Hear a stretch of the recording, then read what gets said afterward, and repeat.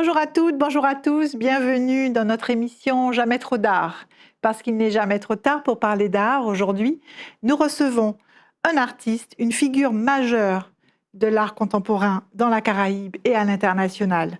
Un artiste qui a marqué depuis près de 40 ans l'art contemporain par son œuvre à la fois polymorphe, foisonnante, sérielle et singulière, mais aussi par sa pensée créatrice et rigoureuse et sa méthodologie quasi scientifique, toujours en quête d'innovation. Son œuvre se décompose en plusieurs périodes, se décline à travers plusieurs matériaux et supports, mais toujours unis par cette même quête d'exigence et d'esthétique, à la recherche d'ouverture et de modernité pour s'inscrire dans le mouvement mondial de l'art contemporain. Nous avons le plaisir et l'honneur d'accueillir Ernest Breuller. Ernest, bonjour. Bonjour. Bienvenue sur notre plateau. Merci. Et merci de nous avoir répondu favorablement, car je sais que votre parole se fait rare sur les plateaux. C'est moi qui vous remercie d'être attentive à ce que je fais. Écoutez, avant de rentrer dans le cœur de votre création, je voudrais dire quelques mots sur votre parcours. Vous avez grandi à Rivière-Salée, une commune de la Martinique, après des études en comptabilité pour faire plaisir à votre mère. Et vous vous formez ensuite à la céramique en Martinique, puis vous faites l'école d'art appliqué à Paris, avec une spécialité en art graphique.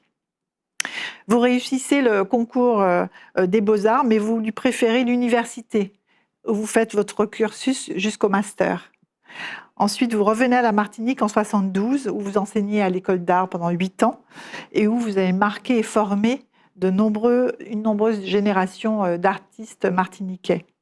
Depuis, vous avez exposé un peu partout, dans de nombreux pays, en Europe, aux États-Unis, dans la Caraïbe, bien sûr, et vos œuvres font partie aujourd'hui de collections à la fois nationales, internationales, y compris dans les collections américaines.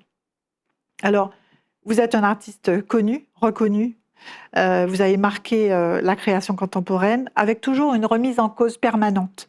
Une remise en cause qui vous a amené à être en mouvement, en rupture, à évoluer dans votre réflexion, dans votre processus créatif, et avec toujours votre questionnement sur l'art contemporain, sur votre contribution à l'art contemporain. D'ailleurs, vous disiez dans une interview, « Ce qui m'importe le plus, ce n'est pas de trouver quelque chose, mais de faire avancer la question de l'art contemporain. » Vous définissez d'ailleurs l'art contemporain non pas comme un message, mais comme un champ de questionnement. Alors, pourriez-vous développer cette idée et nous expliquer pourquoi est-il important, selon vous, que l'art contemporain continue de questionner plutôt que de répondre ? La première des choses, quand j'ai commencé à travailler étant jeune artiste, le modèle de l'art contemporain venait de l'Europe, de l'Occident, des États-Unis. Et donc, je me suis toujours dit, si on arrive à avoir un travail exigeant et conséquent, eh bien, l'inverse peut se faire, c'est-à-dire qu'on peut aussi apporter de nouvelles idées, de nouvelles visions à l'art contemporain occidental et mondial. C'est en fait mon rêve secret, c'est l'une des raisons pour lesquelles cette exigence elle est très forte et que je ne peux pas tricher avec moi. Et c'est quelque chose de constant. Et en même temps, on se rend compte aussi de l'évolution des techniques, des technologies et des matériaux. Et donc, pour être un artiste contemporain, il faut suivre un petit peu tous ces éléments. Même aujourd'hui, on voit arriver l'intelligence artificielle d'aujourd'hui qui pose de nouveaux problèmes, de nouvelles visions, de nouvelles conceptions aux artistes. Moi, je crois que c'est fondamental pour apporter, je dirais, ce déplacement du concept de beauté. La beauté au XVIIe siècle, au XVIIIe, au XIXe ou au début de l'art contemporain n'est pas la même beauté. C'est un concept qui évolue et en même temps, quand elle évolue, ça suppose que les artistes fassent de nouvelles propositions esthétiques. C'est ça. Et c'est de cette façon dont vous définissez votre contemporanéité ?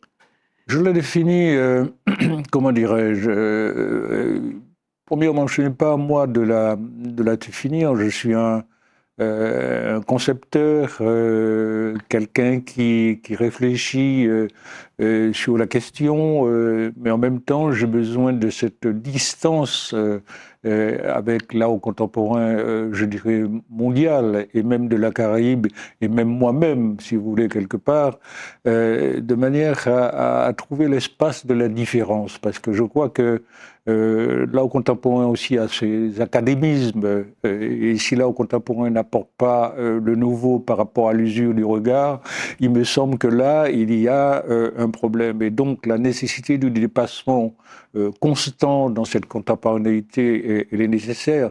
Et ce qui pourrait me définir, si vous voulez, quelque part, c'est-à-dire ma posture constante d'évolution et de changement, et d'être dans mon temps, d'être dans la seconde du temps, quelque part. C'est ça. Alors, vous faisiez aussi une différence entre être un créateur ou être un créatif. Là aussi, c'est quelque chose qui vous caractérise. Oui, j'y crois beaucoup. C'est une idée qui part de Patrick Chamoiseau dans l'un de ses derniers livres et que je partage énormément. Bon, c'est pas une hiérarchisation, c'est une question qualitative. Je dis qu'en général, les artistes sont des postures de convocation des pratiques dans quelque chose de l'ordre professionnel, c'est-à-dire qu'on ne fait pas de l'art pour faire de l'art, c'est-à-dire on sait peindre et on peint. C'est-à-dire derrière tout ça, il y a un certain nombre de grands questionnements à la fois sensibles, poétiques, artistiques, comment on introduit la pensée dans son travail. Donc il n'y a pas de systématisme dans le travail de l'artiste. Les créatifs, c'est tout à fait autre chose. Bon, vous avez aujourd'hui plein de gens qui font les choses, mais ça ne veut pas dire que je n'ai pas un regard. J'ai toujours un respect profond dès qu'on touche à une feuille blanche ou un matériau pour en faire quelque chose. Mais il y a un distinguo qui se fait, et si on ne le fait pas, bon, je pense que ça pose quelques problèmes à l'artiste. La scène internationale ne reconnaît jamais des faiseurs.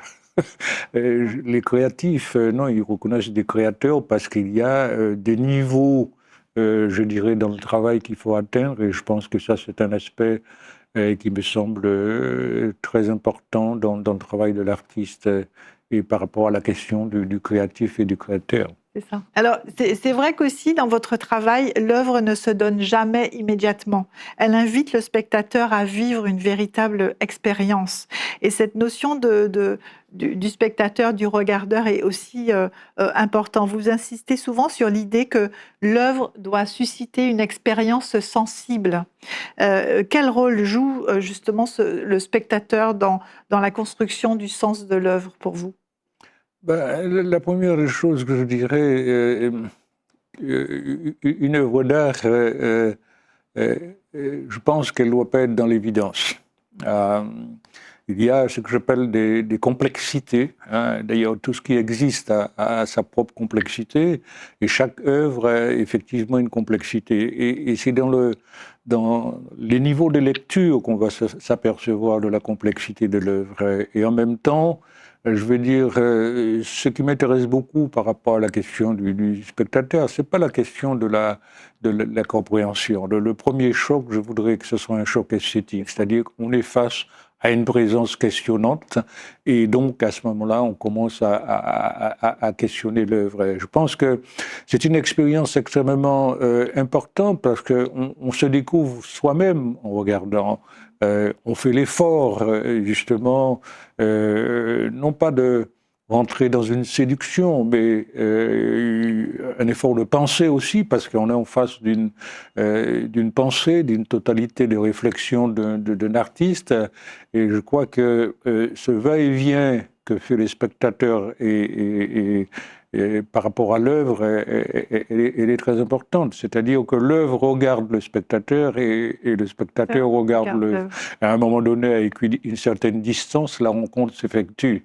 Je pense que c'est très important. Je ne sais pas si c'est le philosophe Merleau-Ponty qui disait « quand on peint le paysage nous regarde. Et nous regardons le paysage quand nous peignons. » Ça, pour moi, c'est crucial, ça. C'est ça. Et vous avez cette conscience quand vous créez, quand vous quand vous Ah êtes oui, dans votre j'ai processus cette créatif? conscience parce que l'artiste aussi non pas s'amuse, mais fait très attention à ne pas être dans l'évidence, à laisser la porte d'entrée à celui qui regarde, c'est-à-dire ce ne sont pas des œuvres fermées, ce sont des œuvres ouvertes. Bon, je fais référence à Umberto Eco, celui qui est au nom de la rose, et je crois qu'il faut laisser l'espace d'ouverture pour que la relation se fasse véritablement.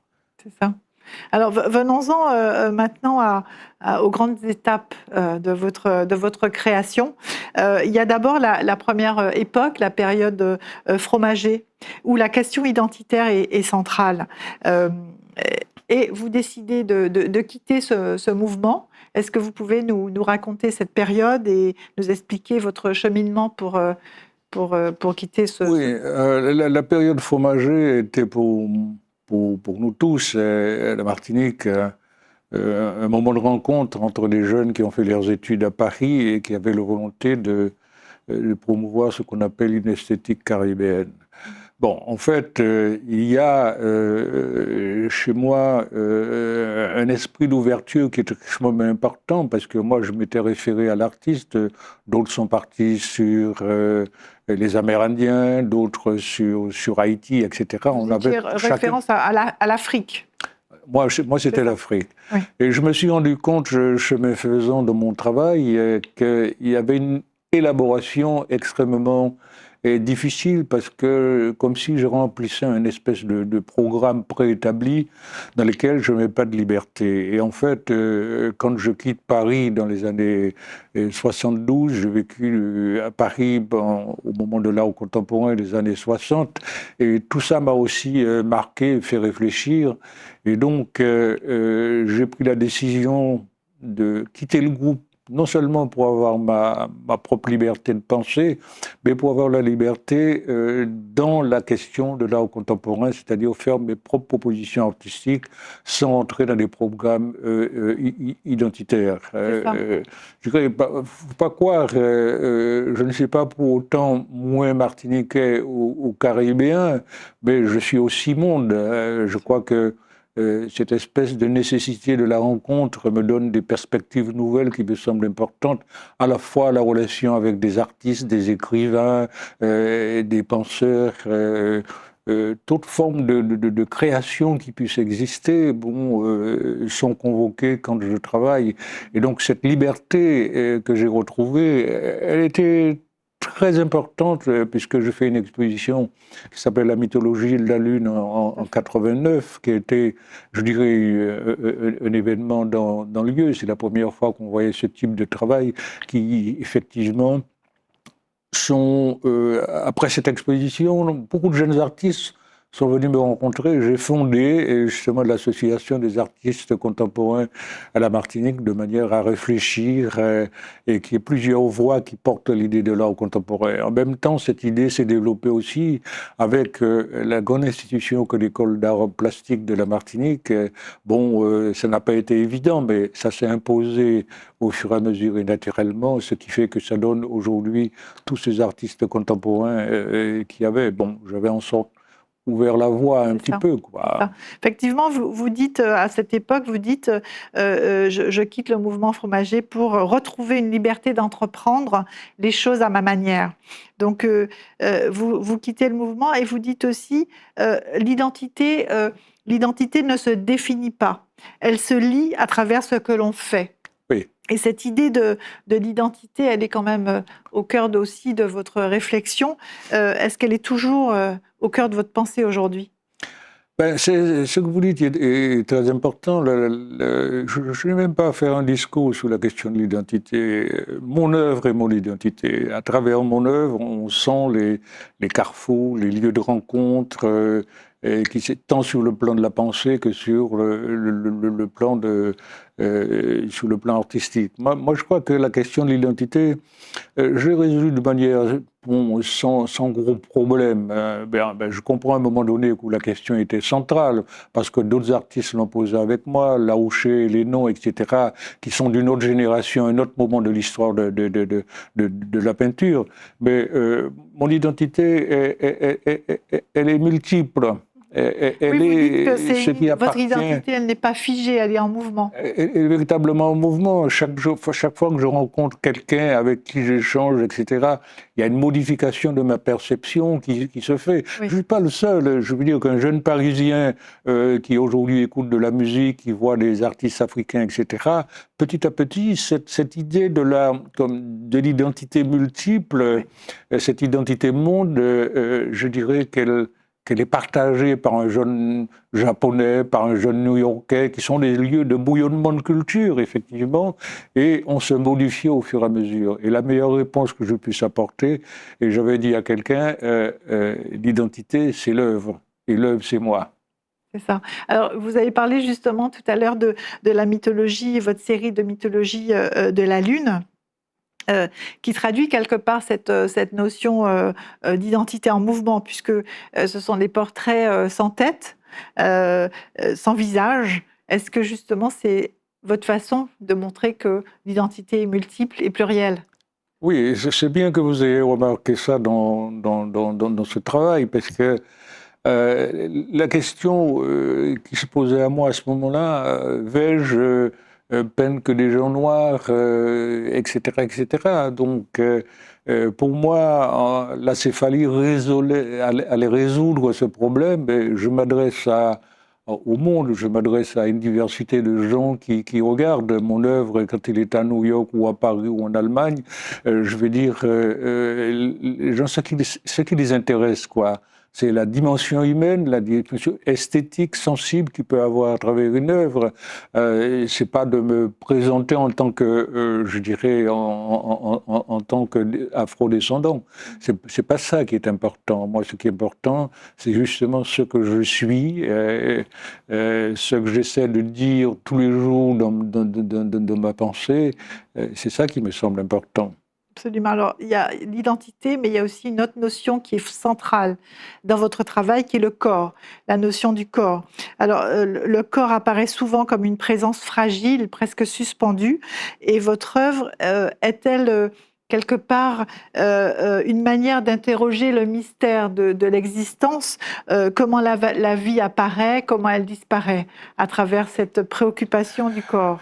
Oui, c'est une constante parce que le corps est un territoire, c'est notre seul territoire en réalité, et encore, et encore, et encore.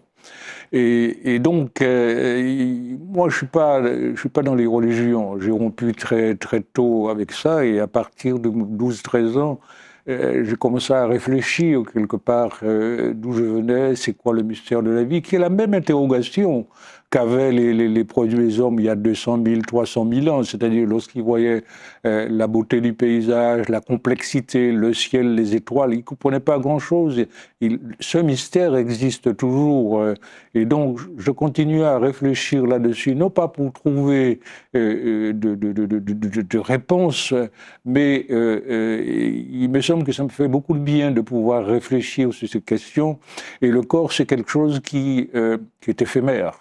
Comme toute chose qui existe est éphémère. Bon, c'est un éphémère relatif selon nous sommes un arbre, selon qu'on peut être une voiture, etc. Mais tout est éphémère, tout passe. Et moi, je crois que ce qui m'intéresse dans la question du vivant, c'est l'origine de la vie, c'est-à-dire comment arrive le souffle de la vie. Ça, c'est un mystère. Et quand on meurt, qu'est-ce qui s'en va ? Qu'est-ce qui s'en va de ce souffle de la vie qui s'en va? Et finalement, ce corps qui reste figé. Eh bien, c'est deux choses qui sont tout à fait contraires, qui s'opposent, et créent pour moi l'espace de réflexion entre vie et mort. Et je crois que c'est horrifique pas seulement pour les autres, mais aussi pour mon propre corps, parce que je le sens doucement s'en aller. Et donc, il y a un moment donné où le sol va se dérober sous mes pieds aussi. Et donc, ce questionnement, je l'ai aussi pour moi, c'est-à-dire ce phénomène de la disparition du corps, etc. Moi, je ne rentre pas dans tous ces grands problèmes, qu'est-ce que va devenir l'âme, etc., etc. Bien que j'y ai réfléchi un petit peu quand j'avais 75 ans et que je suis un petit peu au seuil de la mort, même si pour plaisanter, je dis que je vais mourir à 145 ans et demi. Mais je sens que toute ma génération s'en va et que bientôt, à un moment donné, ça va être mon tour. Eh bien, j'avais réfléchi dans une série la série des boîtes, où effectivement la question où vais-je, et à l'instar des Égyptiens qui eux enterraient leurs morts avec tous les objets du quotidien, là c'est le corps et l'âme qui va vers un au-delà que je ne peux pas préciser, mais avec un ensemble d'objets que j'appelle paysages célestes. Hein. Ça a été toute cette série-là, les paysages célestes. Donc, j'ai eu une petite parenthèse pour réfléchir quand même sur cette question-là. Sur l'après, sur l'âme. Alors, justement, vous l'avez vraiment exploré, cette notion du corps, dans plusieurs séries, les corps flottants, la série noire, la série grise. Est-ce que, pour vous, il y a eu une évolution dans cette pensée, dans votre pensée sur cette thématique? Est-ce qu'il y a une évolution dans votre pensée à travers toutes ces séries qui se sont... Oui, on ne sort pas indemne. On ne sort pas indemne de 40 ans de réflexion. Avant, je pensais jamais à la question du mystère. Bon, je pensais jamais... et là, il y a un doute qui s'installe. Quand je vois la complexité du vivant, la complexité même de l'univers, de notre impossibilité, je dirais, de comprendre tous ces phénomènes qui sont hors de pensée de la pensée, même avec l'intelligence artificielle, eh bien, ça ne m'a pas laissé indemne. Et là, je me pose quelques questions. Qui a manipulé tout ça? D'où sort tout ça? D'où sort peut-être ce grand architecte? J'en sais rien. Mais il y a un doute. Et pour me faire douter, ce n'est pas facile.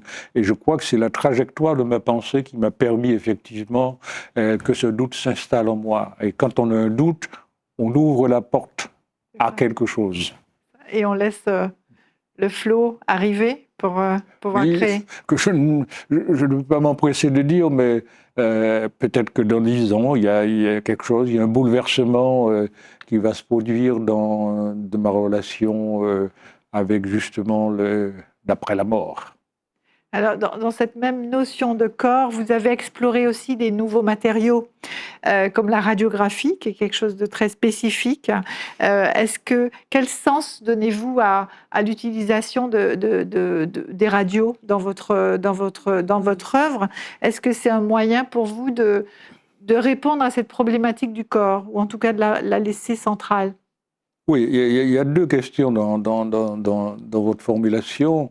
La première, je vais rompre avec la peinture, tout simplement parce que je n'arrivais pas à trouver ce dont j'avais envie véritablement. Et donc, je vais tomber sur des radiographies qui vont me permettre d'approfondir ma réflexion sur le corps. La radiographie interroge justement le corps, la géologie du corps, et c'est important, elle va en profondeur dans le corps, et donc je trouve là un matériau que je vais usiter pendant, je ne sais pas, 10 ou 15 ans, et là il y aura une évolution extraordinaire dans mon travail. Mais en même temps, ça m'amène sur une voie contemporaine. Oui. Sur une voie contemporaine. Et pendant les 10-12 ans, il y a une réflexion qui s'installe, je passe de la planéité au volume, à l'installation. Donc il y a déjà un bouleversement stratégique dans ce que je veux faire en tant qu'artiste.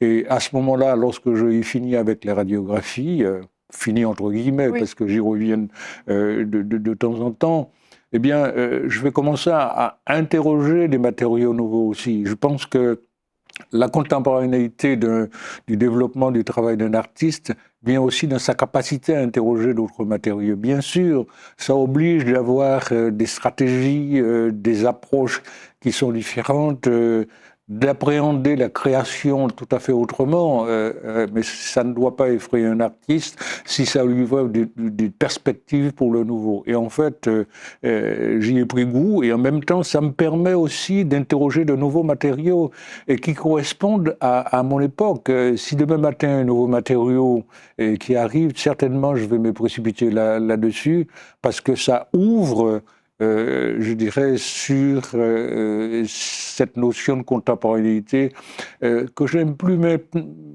que j'aime moins maintenant. Je n'aime pas dire contemporané, je veux dire actuel. Pour moi, ça correspond beaucoup plus à mon idée. À l'art du temps, en fait, vous voulez dire. Oui, parce que l'art contemporain a fait son temps et on passe aujourd'hui à quelque chose de différent. Alors, vous avez parlé de ces différentes évolutions. Évolution ou rupture, souvent on qualifie votre travail en parlant de rupture. D'ailleurs, vous dites vous-même, chaque fois que j'ai suffisamment avancé, la nécessité de la rupture s'impose. On a parlé de rupture dans les matériaux quand vous passez à un autre matériau, ou la rupture dans la couleur quand vous arrêtez la couleur pour autre chose, la rupture dans l'utilisation des images. Chaque fois, ce sont des remises en question un peu drastiques, un peu radicales, mais en même temps, qui sont dans la continuité de votre processus créatif, comme si l'un amène l'autre. Comment vous abordez cette notion de rupture et pourquoi c'est si important pour vous d'être toujours en mouvement quelque part? Bon, il y a deux choses dans l'œuvre. Hein. La première, c'est la pensée de l'artiste, sa pensée créatrice, et en même temps, il y a une remise en cause du processus lui-même, parce qu'on procède de manière tout à fait différente. Mais je crois que ce qui m'intéresse véritablement dans ces ruptures, qui sont des ruptures formelles, mais en même temps, il y a une continuité de la pensée, mais enrichie des précédentes expériences. Et en même temps, ça m'oblige aussi à avoir une réflexion sur ce qui a précédé véritablement mon travail à un moment donné. Et donc, c'est à la fois cette réflexion sur un certain passé, même s'il est récent, et quelque chose qui s'annonce. Il n'y a rien de plus jouissif pour un artiste que d'avancer, de voir des choses se faire et qui tiennent la route avec un matériau nouveau. Parce que c'est pas si évident que ça de faire passer à la fois ses idées sur l'art, ses propres idées, sa réflexion avec un matériau nouveau. Il y a tout un travail de cohabitation qui se fait jusqu'à la maîtrise même du matériau nouveau qui arrive. Parce qu'il ne s'agit pas de prendre un matériau nouveau et de faire des petites choses. Il faut que ça tienne la route. Parce qu'il y a des gens qui vont regarder, il y a un niveau que l'on doit avoir, et c'est pourquoi l'une des raisons pour lesquelles j'expose si peu, peut-être tous les 10 ans à la Martinique, parce que ça me permet d'avoir un temps long de réflexion, parce que j'ai un profond respect pour ceux qui regardent, ceux qui s'interrogent, et puis en même temps, j'ai mes propres exigences pour ne pas montrer tout et n'importe quoi de mon travail. C'est vrai que vous avez un temps d'observation de vos œuvres. Ouais. Une fois que vous créez, vous attendez, vous les regardez, une sorte de sérénité face à l'œuvre. Ce temps est important pour vous, ce temps d'observation? C'est important, c'est plus qu'une observation. C'est une véritable méditation. Alors, dans mon espace d'atelier, j'ai plusieurs espaces et chaque semaine, je vais monter dans un espace différent parce que je fais une espèce de point quelque part. Je cherche des analogies, je cherche des éléments formels que je peux retrouver dans mon propre travail. Et cette contemplation est à la fois la contemplation de l'œuvre elle-même. Quels enseignements je tire et quels enseignements que j'ai gardés pour pouvoir passer à l'étape suivante.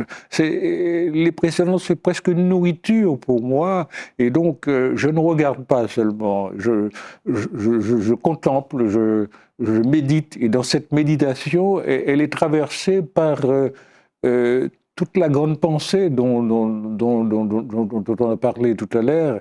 Et cette rencontre-là, elle est vivifiante et fortifiante. C'est celle qui vous nourrit, mais on sent vraiment votre exigence, votre quête de dépassement, votre sens de critique constante sur ce que vous produisez, sur le travail, sur le rendu, sur ce que ça va évoquer. Vous êtes toujours en alerte, vous êtes toujours éveillé, vous êtes toujours agile quelque part, alors on vous voit très placide, très calme, mais ça, vous êtes tout à fait en éveil. Comment maintenez-vous cette tension créatrice, cette soif de recherche et d'innovation après tant d'années? Comment êtes-vous toujours animé par cette quête, quelque part? Vous avez de très beaux mots pour me poser les questions. C'est avec plaisir que je réponds, parce que je crois que j'ai besoin de cette quête, de ce positionnement. Tout simplement, je n'ai rien trouvé. Je ne veux pas m'assoupir quelque part, m'endormir sur quelques lauriers éventuellement. Non, je pense que jusqu'à ma mort, je serai un artiste qui défie un petit peu, comment dirais-je, l'acceptation de ce qu'on aura réalisé à un moment donné. Vous avez dit un très beau mot, je suis comme un pompier, je suis en alerte constante. C'est une posture qui me va et qui me réussit et qui me permet à la fois de déployer et de faire de nouvelles choses. Moi, je crois que le mot alerte me convient tout à fait. Oui, une sorte de maturation qui vous permet en fait de passer ensuite à une étape d'après. Oui, la question de la maturation, elle est très importante, parce que pour un artiste, il ne s'agit pas de produire pour produire. Mon rêve, ce serait que mon œuvre dure, traverse le temps, et qu'elle inspire à une réflexion, et même un petit peu sans aucune prétention. Tout artiste a, peut-être la première fois que je le dis, mais tout artiste a ce rêve secret de faire justement ce qui s'appelle un chef-d'œuvre, c'est-à-dire une œuvre importante et cruciale à un moment donné dans le temps. Et je pense que ça, c'est aussi important. Et c'est ça qui amène toute l'exigence que je peux avoir. Je veux tendre vers ça. Et je pense que si on n'a pas cette espèce de moteur qui vous amène avec vos exigences vers quelque chose du summum, eh bien, je crois que ce ne serait pas bien et ma colonne vertébrale s'effondrerait, parce que mon œuvre est ma colonne vertébrale. C'est ce qui me permet de marcher droit. Votre œuvre et votre colonne vertébrale, vous êtes debout avec cette tension créatrice qui vous guide, et en même temps, vous êtes toujours ouvert à l'imprévu, ouvert à ce que vous allez découvrir, ouvert à ce que le matériau va vous amener à faire. Est-ce que des fois, vous vous sentez dépassé par l'œuvre elle-même et vous vous laissez guider par une sorte de flow créatif? Ou créateur, plutôt? C'est important ce que vous venez de dire, tout simplement parce que entre le projet et les idées que transporte le projet, il y a ce qui s'appelle la résistance du matériau, la résistance des matériaux. Et donc, il s'engage là une espèce de bataille, et quelquefois, les idées que l'on a aujourd'hui s'effacent par rapport même à l'enchevêtrement de la création. Eh bien, il faut voir, s'il fallait, comment dirais-je, reproduire des idées, ça ne servirait à rien. Je crois qu'il faut laisser la place pour que l'œuvre s'installe en vous et que vous installiez dans l'œuvre véritablement. C'est un échange constant, permanent, quoi. Et je crois que c'est seulement ça demande une attention particulière. Une ouverture aussi. L'ouverture, je pense que l'artiste, on ne peut pas être un artiste si on n'est pas ouvert. je n'ai pas ouvert à l'inattendu, à l'imprévisible, mais seulement cet inattendu, il faut tenter de la dompter. L'imprévisible, il faut tenter de la dompter parce qu'elle ne peut pas nous conduire. L'œuvre ne peut pas nous conduire, mais on accepte à un moment donné que l'œuvre nous conduise un petit peu, c'est-à-dire sorte du carcan de la pensée elle-même. Je crois que c'est ça qui est intéressant aussi quand on crée, c'est-à-dire tous ces petits tremblements que l'on a qui sont nerveux, parce que le moment où je tremble physiquement, où je transpire physiquement, c'est pas dû à l'effort, mais c'est quelque chose qui se passe justement dans le domaine de la création. Quand je travaille, il y a une émotion, il y a une relation qui se fait dans ce qui est en train de naître, dans cette gestation, il y a des choses extraordinaires qui se passent, ce qui est de l'ordre de l'indicible, que je ne peux même pas vous raconter, quoi. Bien sûr. Qu'on ne peut pas nous raconter, mais qu'on perçoit et qu'on touche un tout petit peu à travers, oui, à travers absolument, vos absolument. paroles. Et merci de nous partager ce processus créateur qui vous anime quelque part. Et à travers ce mécanisme, à travers ce processus, à travers cette ouverture pour accepter l'imprévisible et en même temps travailler avec, il y a une forme de mise à nu quelque part. L'artiste, vous, en tout cas, vous touchez un domaine où quelque part vous vous mettez à nu pour pouvoir lâcher et pouvoir créer. C'est très vrai, c'est très vrai. Et si on prend le temps de découvrir, d'entrer, et qu'on découvre pas toutes les strass parce qu'elles sont impossibles, il y en a qui sont cachées volontairement, tout simplement pour que le mystère de l'œuvre arrive, qu'elle ne soit pas évidente, parce que si on fait le tour de l'œuvre en 5 minutes, c'est une œuvre qui ne tient pas la route. Les grandes œuvres de grands artistes n'ont pas été, tous les mystères n'ont pas été percés. Et je crois que vous avez bien résumé justement ce qui se passe à ce moment-là. En tout cas, c'est une approche, mais c'est vrai qu'on a bien senti quelque part l'intimité de votre processus créatif qui est très précieux. Euh, euh, Merci beaucoup pour cet échange-là. Alors, si on vient sur une actualité, vous exposez en ce moment au musée d'art moderne de Saint-Domingue une exposition qui a été faite avec la Fondation Clément. C'est la première fois que vous voyez, vous exposez autant d'œuvres, parce que c'est une exposition qui couvre l'intégralité de vos périodes, de votre évolution, et on perçoit bien l'étendue de votre travail. C'est une exposition majeure. Comment ressentez-vous cette exposition? Est-ce une forme de consécration quelque part de votre travail? Non, il n'y a pas, chez moi, il n'y a pas cette idée de consécration, ni de plafond de verre, pas du tout. C'est une forme de reconnaissance du travail que j'ai engagé depuis 40 ans et que c'est une œuvre qui compte. Et donc, ça me permet aussi moi-même de pouvoir lire tout le travail que j'ai effectué, de pouvoir lire les constantes qui demeurent dans mon travail. C'est pourquoi les grandes expositions, elles sont importantes. Elles sont importantes aussi par le regard critique. C'est important, mais aussi par l'accueil du public. Je pense que c'est ça tout ça me touche véritablement. Mais il n'y a pas de consécration. Non, j'ai d'autres expositions qui arrivent, qui sont aussi importantes, peut-être qui seront certainement plus importantes. Ça ne va pas être une consécration. La consécration suppose à un moment donné se reposer sur ses lauriers. Ça vous empêche d'avoir cette vigilance constante.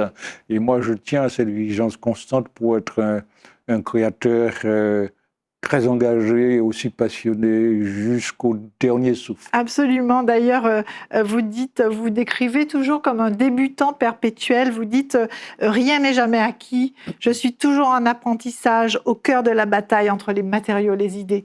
Et c'est vraiment ça qui vous guide et qui vous motive tout le temps. Absolument, absolument, absolument. Je crois que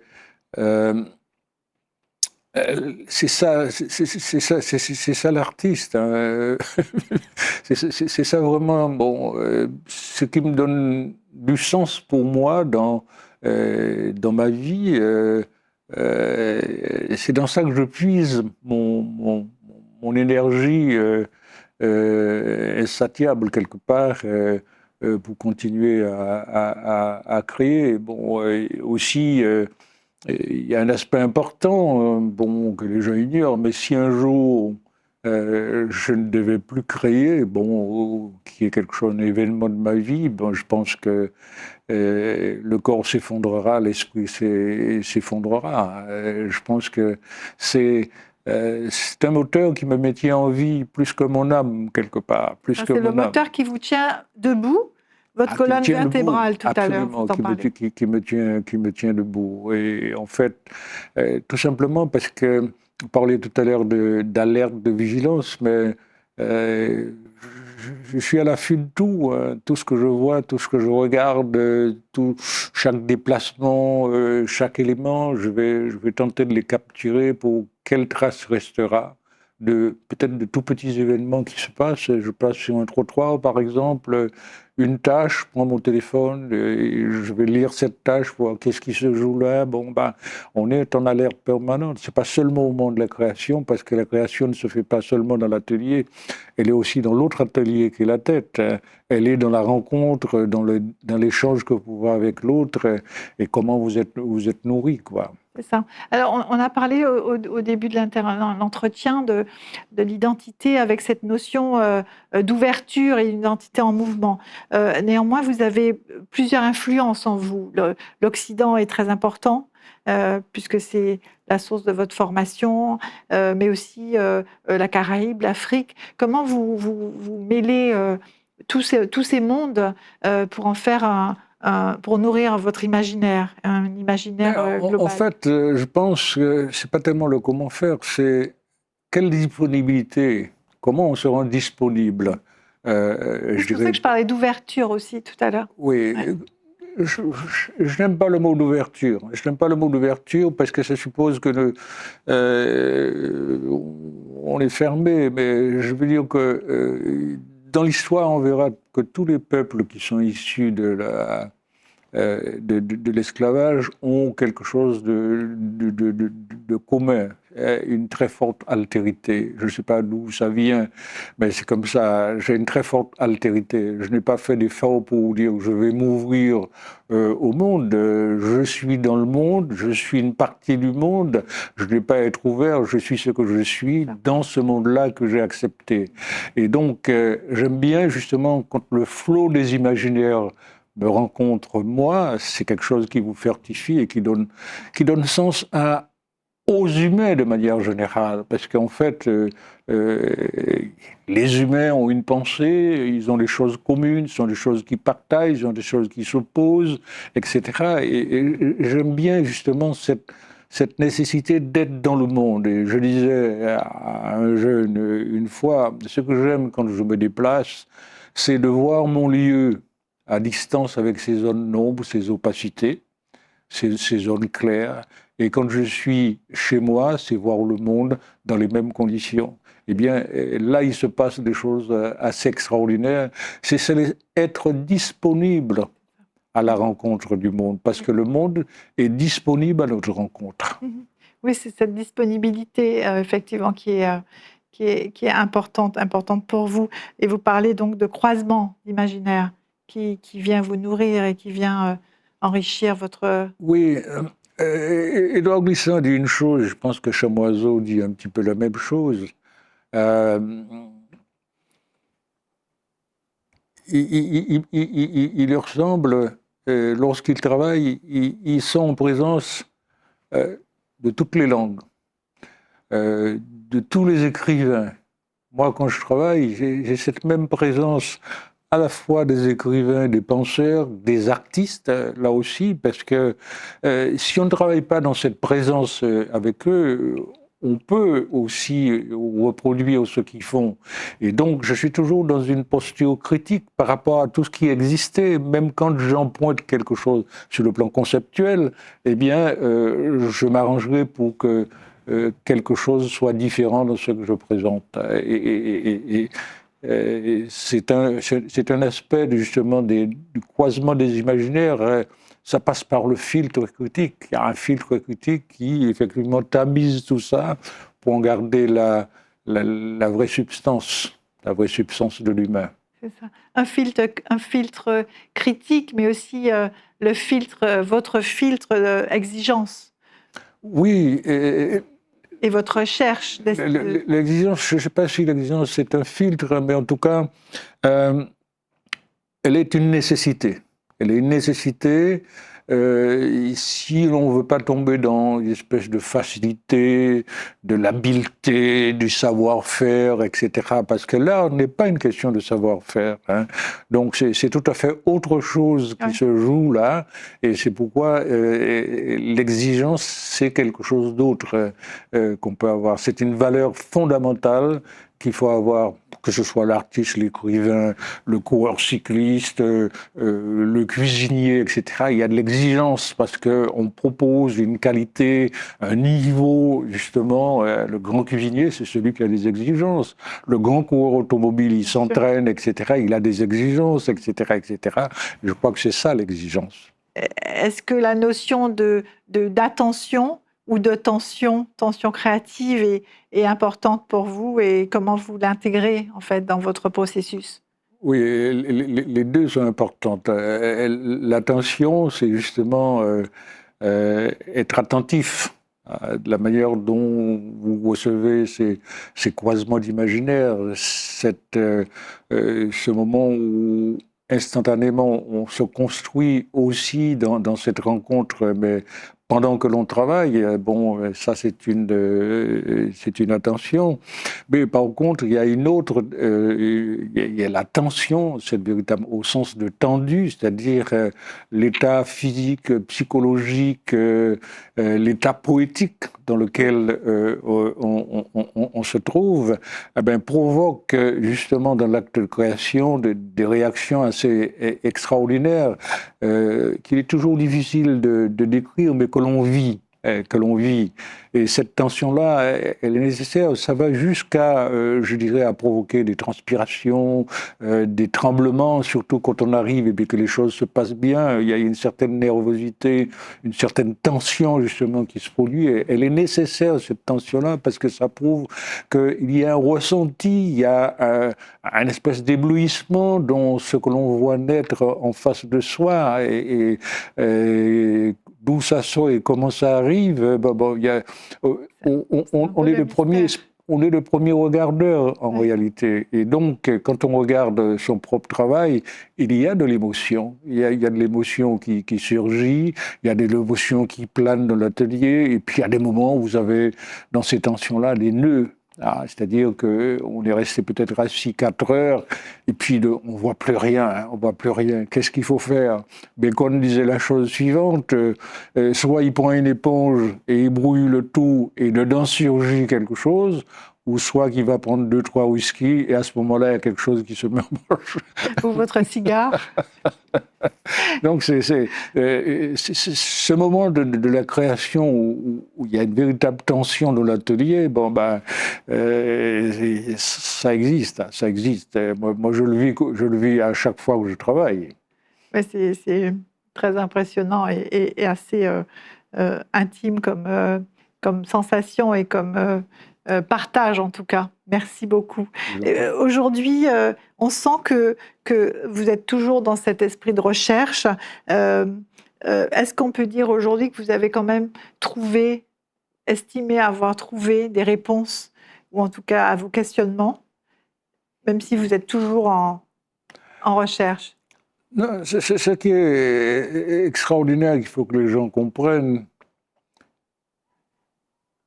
il n'y a rien à trouver. Trouver par rapport à quoi? Je veux dire qu'il eût été un modèle, quelque chose qui existe et puis qu'on s'en approche. Justement, tout ce qui est de l'ordre de la création, que ce soit le roman, que ce soit dans la musique, il n'y a pas un atteignable qui est fixé quelque part. Donc, je n'ai rien trouvé, j'ai œuvré. J'ai fait des œuvres et je continue à faire des œuvres. Pourquoi un artiste continue? C'est parce qu'il y a une impossibilité de trouver. Donc, on revient dans le métier, on revient sur le métier, et à ce moment-là, on continue. Et c'est l'une des raisons, c'est un moteur de la création qui nous permet véritablement. Donc, on n'est jamais fatigué là, tout simplement parce qu'il n'y a rien qui dise bon ben ça c'est bon, ça c'est, on approche de ça. Non, il y a pas de vérité justement. Il y a des possibles qui s'ouvrent. Il y a des possibles qui s'ouvrent, bon, on en choisit, mais et ce qu'on n'a pas choisi viendra dans une autre œuvre, etc. Ce qui est impossible de faire dans la même œuvre viendra dans une prochaine œuvre. Donc il y a une espèce de continuum qui s'inscrit véritablement dans, pas pour trouver, mais pour faire. Pour agir, pour avancer, pour faire. Et c'est pour ça que vous disiez tout à l'heure que vous étiez en apprentissage permanent, c'est un processus continu, en fait. Exactement, exactement. En tout cas, ce qui me concerne, je pense que beaucoup d'artistes sont comme ça, c'est on est à l'école de soi-même. C'est-à-dire que l'œuvre nous enseigne, nous renseigne sur ce que nous avons fait. Mais il nous renseigne aussi sur ce que nous n'avons pas encore fait. Et à ce moment-là, on va s'appuyer sur ce qu'on a fait pour aller chercher ce que l'on n'a pas fait. Pas encore fait. Voilà. Merci Ernest Broller. C'est moi qui vous remercie. Merci pour ce partage, merci pour ces confidences quelque part de votre processus. Permettez que je vous remercie pour la qualité de vos questionnements. Écoutez, je prends, merci beaucoup. Merci vraiment à vous parce que vous nous avez partagé vraiment cette intimité dans l'atelier, dans le processus créatif, créateur, qui est assez unique. Donc, merci beaucoup. Merci. Merci. À travers votre œuvre, vous continuez à explorer la complexité du vivant et vous continuez à nous interroger, à nous inviter à regarder autrement le monde. Merci beaucoup. Merci.